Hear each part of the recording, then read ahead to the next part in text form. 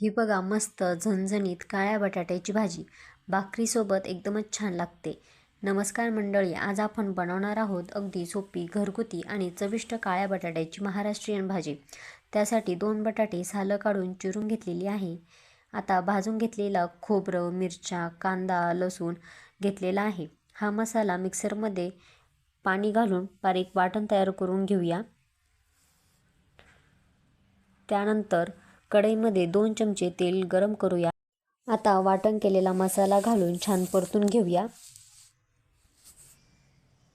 छान परतून घ्यायचा आहे. त्यानंतर आता मसाले घालू.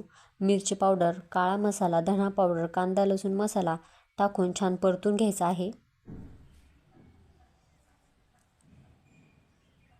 परतून झाल्यानंतर आता थोडीशी हळद घालू. हळद घालून पण छान परतून घ्यायचं आहे. भाजी जास्त चविष्ट हवी असेल तर थोडं जास्त परतणं खूप महत्त्वाचं आहे. भाजी जितकी जास्त परतली जाईल तितकी तिची चव खूपच छान येते. आता कापलेले बटाटे घालूया. एकत्र करून घेऊ.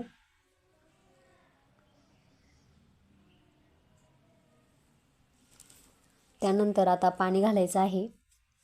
पाणी हळूहळू घाला, जास्त पातळ होऊ देऊ नका. तुम्हाला जेवढं घट पातळ पाहिजे तेवढं घालायचं आहे. शिजवून देऊ. भाजीला छान उकळी आलेली आहे. आता यामध्ये मीठ घालूया. मिसळून घेऊ आणि झाकण ठेवून 5 ते 7 मिनिटं शिजवून देऊ. आता झाकण काढून बघूया. आता पाहू शकता भाजी छान एकसारखी झाली आहे.